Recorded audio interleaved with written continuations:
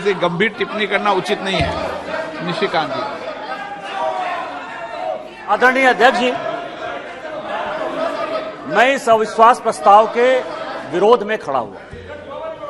मैं अपने दल के नेता माननीय प्रधानमंत्री मोदी जी और पूरी भारतीय जनता पार्टी के लीडरशिप का शुक्रगुजार हूं। एक मिनट माननीय सदस्य, आप सीनियर व्यवस्था हो, शब्द बोलते समय ढंग से बोला करो। ये तरीका ठीक नहीं है। आप क्या शब्द बोलते हो, क्या नहीं बोलते, अच्छा लगता है क्या? पार्टी का शुक्रगुजार हूं कि उन्होंने मुझे अविश्वास प्रस्ताव पर जो है पहले वक्ता के तौर पर बोलने के लिए खड़ा किया। मैं ये सोच रहा था कि राहुल जी बोलेंगे, क्योंकि मीडिया में तरह तरह की खबरें आ रही थी, लेकिन लगता है कि शायद राहुल जी आज तैयार नहीं थे, देर से उठे होंगे तो नहीं बोल पाए। कोई बात नहीं है, गौरव गोगोई जी ने बोला, बहुत अच्छा बोला।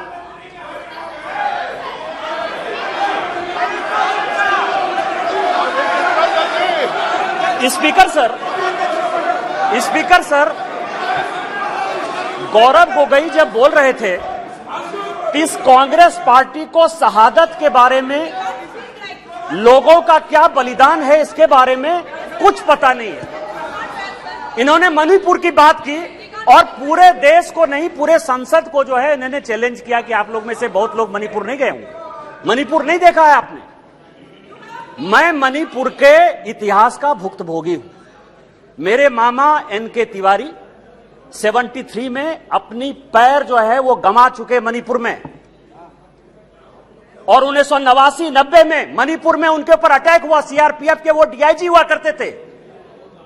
और जो जगमोहन जी ने अपनी किताब लिखी है माई फ्रोजन टर्बुलेंस इन कश्मीर, उसमें उन्होंने 10 बार जिक्र किया है कि यदि एनके तिवारी जैसे अफसर नहीं होते तो शायद कश्मीर नहीं बचा पाते। और वही एनके तिवारी जब मणिपुर में आईजी बनकर गए तो आपकी सरकार ने उसी ओपीएम लॉबी के तहत उनको गिरफ्तार कर लिया और कोर्ट ने कहा कि ये आप कर सकते हैं। आप राष्ट्रवाद की बात करते हो, आप मणिपुर की बात करते हो। आपने अभी कहा कि असम में समझौता हुआ, आप तो असम के हैं, सांसद हैं। क्या 83 के चुनाव में कितने % लोगों ने असम में वोट दिया था? कितने लोग मारे गए थे? और जब आपने all India Assam students union के साथ समझौता किया तो उस समझौते का एक पार्ट था कि ये सरकार जो है हटाई जाएगी, आपकी सरकार खत्म की जाएगी। क्या वो समझौते का पार्ट नहीं था? मैं तो माननीय गृह मंत्री जी को कहूंगा कि वो समझौते का जो पूरा प्रारूप है इस सदन के अंदर जब अपना जवाब दें तो शायद वो जवाब देंगे। मिजोरम में आपने 7% वोट के आधार पर, केवल 7% वोट के आधार पर, केवल 7% पूरे देश को जानने के लिए है, लालथन हावला की सरकार बना दी थी। और इसीलिए जब लाल डेंगा के साथ सरकार बनाई आपने, जब उनके साथ समझौता किया तो 7% के साथ आप उसको डेमोक्रेसी चलाने देते। इतिहास में जाइए, इतिहास में झांकिए, अलग अलग तरह की बातें करते हैं। कल राहुल जी आए, ऐसा हंगामा हुआ, पूरी दुनिया आ गई। राहुल जी गए ही कब थे? हम लोग भी यहां सारे सांसद बैठे हैं और उनको जानकारी होनी चाहिए कि हम जो है बजट सेशन में यहां आए थे, मार्च अप्रैल में यहां आए थे ना। राहुल जी थे बजट सेशन में कि नहीं थे ना? इसके बाद हम लोग मानसून सेशन में आए, राहुल जी हैं कि नहीं मानसून सेशन में? राहुल जी गए कहां थे, कहां गए थे, किस तरह की चर्चा है? और दूसरी बात यह है कि जिस सुप्रीम कोर्ट के जजमेंट के आधार पर आए हैं उसने अभी जजमेंट नहीं दिया है, अभी स्टे ऑर्डर दिया है। और तो भी उन्होंने कहा है, लोग कहते हैं प्रधानमंत्री मौन है, प्रधानमंत्री माफी नहीं मांगते, प्रधानमंत्री चीजें नहीं बोलते। मैं ये कह रहा हूं कि ये क्या नहीं कर रहे हैं, या अभी भी कह रहे हैं, 2 चीजें कह रहे हैं। मैं माफी नहीं मांगूंगा। क्यों माफी मांगे भाई? मोदी तो बहुत छोटा जात है, नीच जात है, ओबीसी है, ओबीसी से क्यों माफी मांगेंगे? बड़े आदमी है। और दूसरी बात यह है कि सावरकर नहीं हूं मैं, सावरकर नहीं हूं मैं। आप सावरकर हो भी नहीं सकते, कभी जिंदगी में नहीं हो सकते। 28 साल उस आदमी ने जेल में गुजारा है, आप अपनी तुलना सावरकर से करते हैं? कभी सावरकर नहीं हो सकते। ये जो सवाल है सर, ये INDIA की बात करते हैं। मैं सोनिया जी का बहुत सम्मान करता हूं। और ये जो INDIA बना है सर, ये INDIA, यहां जितने लोग सांसद बैठे हैं ना, उनको रैंडम यदि आप पूछ लीजिए अपोजिशन वाले से कि INDIA का क्या फुल फॉर्म है, शायद कुछ ही लोग होंगे जो बता पाएंगे। और ये इंडिया इंडिया बात कर रहे हैं सर। मैं तो इस मणिपुर का जो है शुक्रगुजार हूं, मणिपुर का शुक्रगुजार हूं, जिसको अभी आपने डांटा सर, दानिश अली को जिसको आपने डांटा, भारत माता की जय कहने पर भी उसको लगता है कि ये बीजेपी का नारा है। लेकिन मैं मणिपुर का शुक्रगुजार हूं कि जितना इंडिया इंडिया जो है आजादी के बाद से कांग्रेस ने नहीं किया होगा, 1947 के बाद से उतनी बार इंडिया इंडिया का यहां नारा लगा। मैं आपका शुक्रगुजार हूं।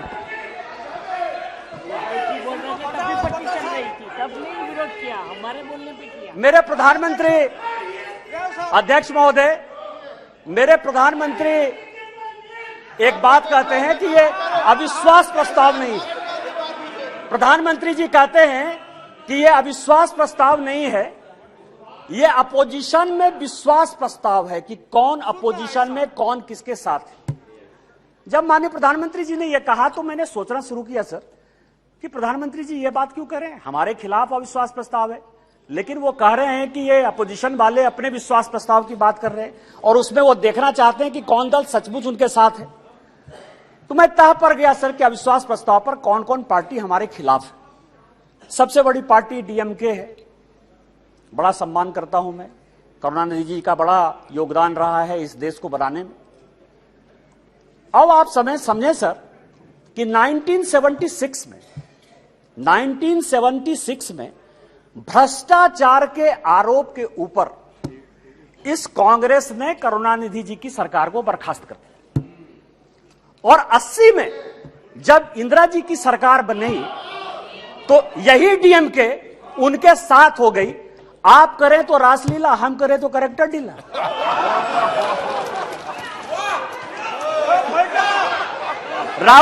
राजीव गांधी का मर्डर हुआ सर, राजीव गांधी का मर्डर हुआ, 2 कमीशन बना, वर्मा कमीशन बना और जैन कमीशन बना, और जैन कमीशन ने कहा कि लिट्टे को सहयोग करुणानिधि जी की पार्टी DMK देती थी।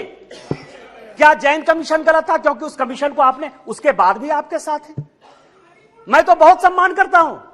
आप ये बताएं कि आप भ्रष्टाचार की बात करते हो, आप ED CBI इनकम टैक्स की बात करते हो, इसी सदन के बड़े इंपॉर्टेंट सदस्य हैं, मैं सम्मान करता हूं, मेरे दोस्त हैं, राजा साहब, कनी जी बैठी हुई हैं, दयानिधि मारन जिनका विभाग बदल गया। हमने आपके ऊपर 2G का केस लगाया, हमने बंद किया। उस गरीब महिला को सर, बेचारी महिला को इन लोगों ने जेल में डाला। आप हमारे खिलाफ हो। हमने क्या किया? हमने क्या किया? हमने आपका विभाग नहीं बदला, हमने आपका विभाग नहीं बदला। आप अपोजिशन का लेके आए हो, आप अपने पोजीशन पार्टी की बात कर रहे हो। दूसरी पार्टी है TMC, दूसरी बड़ी पार्टी है जो प्रधानमंत्री जी ने कहा, उसी को मैं एक्सप्लेन कर रहा हूं सर कि प्रधानमंत्री जी ने, क्योंकि वो हरि अनंत हरि कथा अनंता वाली बात करते हैं, एक शॉर्ट लाइन में बात करते हैं। दूसरी पार्टी है सर TMC। माननीय राजनाथ जी संजोग से बैठे हुए हैं। सिंगूर का बड़ा आंदोलन हुआ, भारतीय जनता पार्टी की सहयोगी थी, हमने साथ दिया TMC का।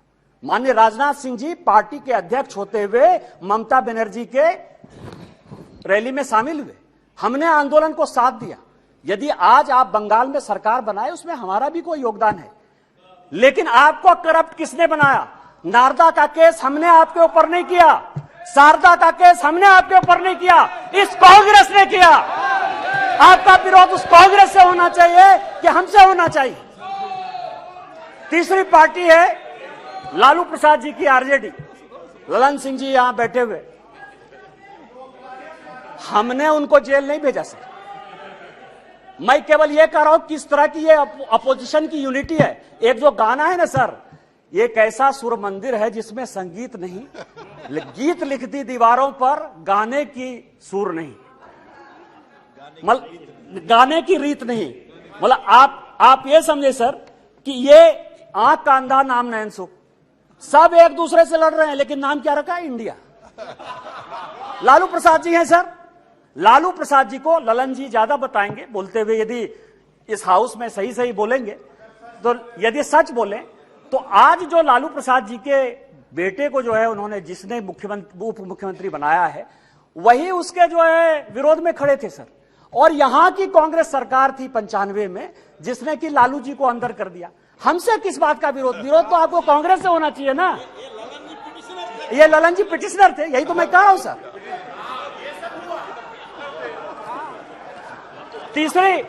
तीसरी पार्टी है सर मुलायम सिंह यादव जी। चौथी पार्टी है मुलायम सिंह यादव जी की पार्टी सर।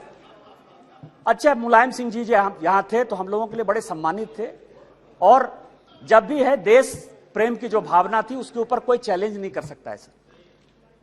लेकिन मुलायम सिंह यादव की इमेज को किसने चौपट किया? ये मेरे पास यदि बोलेंगे सर, सारे पेपर में लेके आया हूं कि विश्वनाथ चतुर्वेदी जो है कांग्रेस के कार्यकर्ता है, पीआईएल करते, और सीबीआई का केस जो है 2007 में डिसप्रोपोर्शनेट एसेट का मुलायम सिंह यादव जी के ऊपर हो जाता है। 2008 में इसी सदन में मुलायम सिंह यादव जी ने आपको सीबीआई के डर से न्यूक्लियर में सपोर्ट किया कि उन्होंने अपनी आइडियोलॉजी के तहत किया, ये आप बता दीजिए जनता को। और उसके बाद आपने इनकम टैक्स का केस कर दिया। और हमने क्या किया मुलायम सिंह यादव जी के साथ?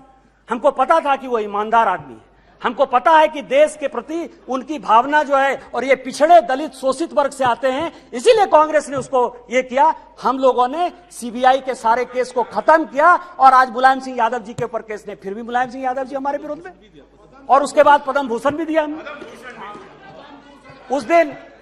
उस दिन सुप्रिया जी बहुत बोल रही थी, एनसीपी है नेचुरली करप्ट पार्टी कहा है सर? माननीय प्रधानमंत्री जी ने कहा है, बीजेपी कहती है, हम लोग कहते रहते हैं। मैं गया उनके तह पर गया कि 80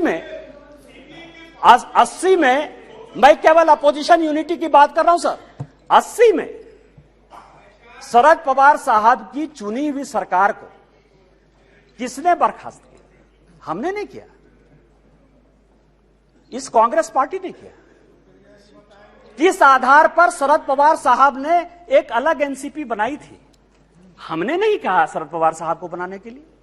किस आधार पर जब हम पहली बार यहां जीत कर आए तो रोज जो है इसी तरह की महंगाई की बात होती थी, एक एक्सचेंज की बात, कमोडिटी एक्सचेंज की बात होती थी, रोज पवार साहब के ऊपर आरोप लगते थे, हमने नहीं लगाया। और फाइनली पवार साहब जैसे सीनियर आदमी को कंज्यूमर अफेयर्स मिनिस्ट्री छोड़ना पड़ा। और उसके बाद मैं कागज देख रहा था सर, 2012 और 13 में जिसके लिए कहा कि 70,000 करोड़, जिसके लिए कि काफी, पहले तो अब धीरे से बोलती थी, हंस के बोलती थी तो अच्छा बोलती थी, अभी थोड़ा जोर जोर से बोलती है। अब आप समझिए कि व्हाइट पेपर इसी कांग्रेस के चीफ मिनिस्टर पृथ्वीराज चौहान ने किया। छगन भुजबल जी के ऊपर महाराष्ट्र सदन का केस इसी पृथ्वीराज चौहान ने किया, उन्हीं के एसीबी ने किया। 70,000 करोड़ के इरिगेशन स्कैम का भी केस इसी कांग्रेस ने किया। हमने क्या किया आपके साथ? हमसे क्यों, किस बात की लड़ाई है? हमने आपके साथ क्या किया? आपको तो इस कांग्रेस को देखना चाहिए था। इसके बाद एक पार्टी है सर, फारूक अब्दुल्ला साहब, बड़े सीनियर हैं यहां। 1953 में, याद करिएगा सर, 1953 में शेख अब्दुल्ला साहब को जेल में इसी कांग्रेस पार्टी ने बंद किया। 1975 तक 22 साल वो आदमी जेल में रहा इस कांग्रेस पार्टी के कारण। और उसके बाद समझौता किया, शेख इंदिरा समझौता 1975 में। इनका विरोध उसके साथ होना चाहिए कि हमारे साथ होना चाहिए? यहां ओवैसी साहब बैठे हैं, उस दिन पूछ रहे थे कि मैं इधर रहूं कि उधर रहूं। आप तो मुसलमानों की बात करते हैं। सच्चर कमेटी की रिपोर्ट इसी मनमोहन सिंह जी की सरकार ने लाया, उसने कहा कि पूरे देश में मुसलमानों की हालत खराब है। आपको विरोध इस कांग्रेस से होना चाहिए, हमारे साथ प्यार होना चाहिए कि आप उसके साथ अविश्वास प्रस्ताव पे खड़े हो। और बचे जेडीयू सर, जेडीयू। और मैं बड़ी गंभीरता के साथ एक बात आपको कहना चाहता हूं कि 2005 में जब जेडीयू की सरकार नहीं बनी और रामविलास पासवान जी की आवश्यकता पड़ गई, तो वो मीटिंग 2 जगह पर हुई सर। एक पत्रकार के घर पर हुई जिसका नाम मैं नहीं बोलना चाहता, और दूसरी मीटिंग रामविलास पासवान जी, नीतीश जी की मेरे घर पर हुई सर। और उस वक्त का मैं एक चीज और खुलासा कर देना चाहता हूं कि जेडीयू को यदि सबसे ज्यादा किसी ने फंड करवाया होगा तो यदि 2, 4, 5 आदमी होंगे तो उसमें एक नाम निशिकांत दुबे का भी है। आप मेरा विरोध कर रहे हैं, मेरा है, मैं on the floor of the house कर रहा हूं, बड़ी गंभीरता के साथ कर रहा हूं। आप उसकी बात कर रहे हैं, आप पूछ लीजिएगा अपने मुख्यमंत्री से। लेकिन यह अविश्वास प्रस्ताव आया सर, लेकिन यह अविश्वास प्रस्ताव आया। अविश्वास प्रस्ताव किस लिए आया? यहां सोनिया जी बैठी हुई हैं, सोनिया जी का मैं बड़ा सम्मान करता हूं सर। सोनिया जी, मुझे जो लगता है कि उनके पार्टी की उनकी दो मनस्थिति है। वो एक हिंदू सभ्यता संस्कृति में बिलीव कर रही हैं, इसीलिए अलौकिका पंडिता की तरह जो पूरा किताब में लिखा हुआ है कि क्या क्या करना चाहिए एक भारतीय नारी को, उसका पूरा का पूरा पिक्चर सोनिया जी देती है। उनको दो काम करना है, बेटे को सेट करना है और दामाद को भेंट करना है।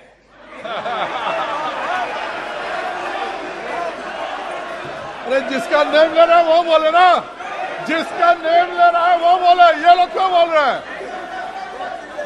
अध्यक्ष जी, जिसका नाम लिया जा रहा है वो सदन में मौजूद है, वो ऑब्जेक्शन नहीं कर रही है, दूसरे क्यों कर रहे हैं ऑब्जेक्शन?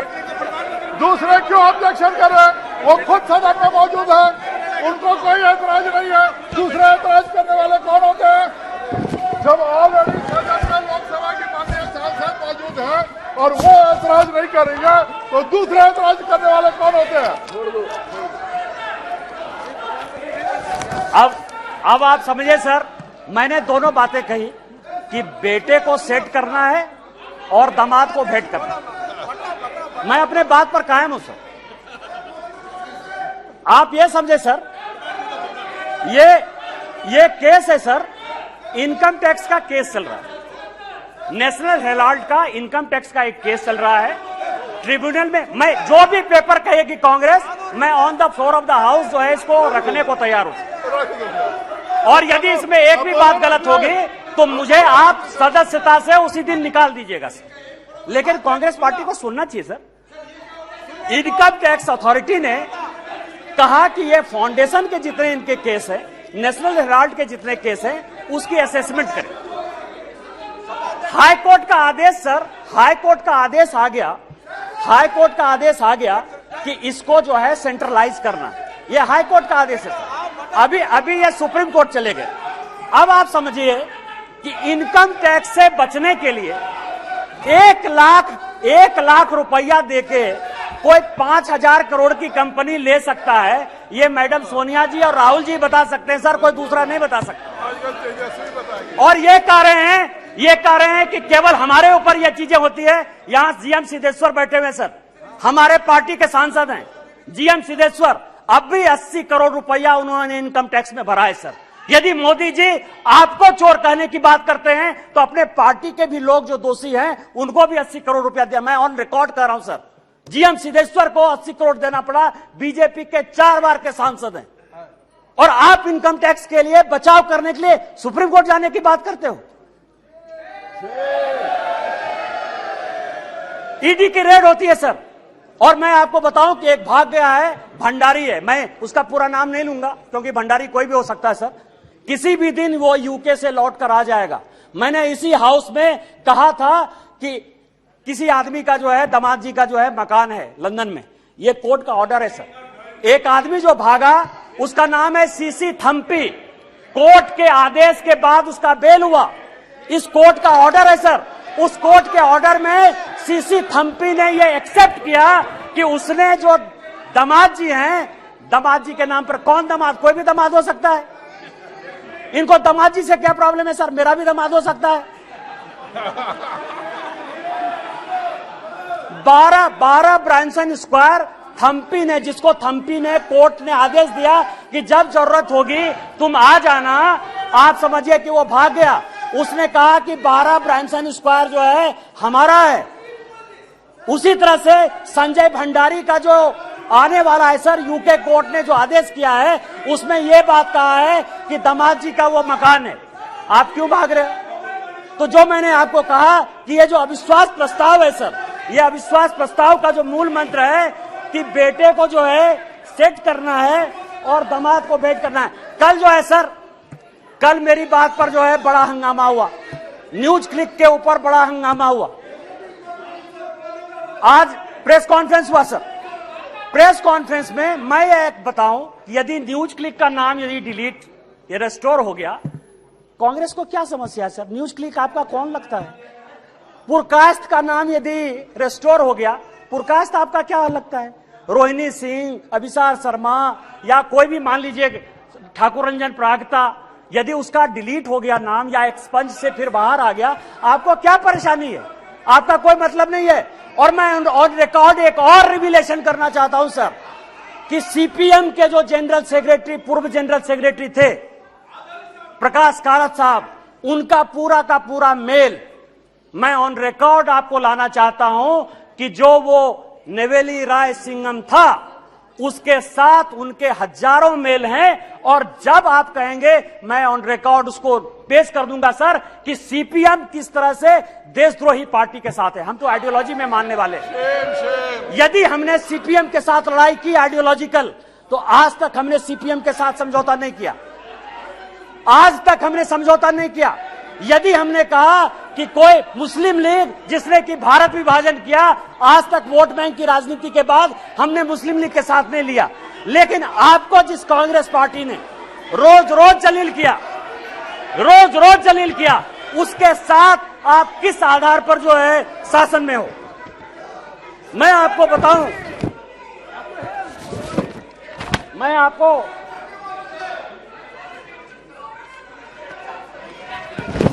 अध्यक्ष जी,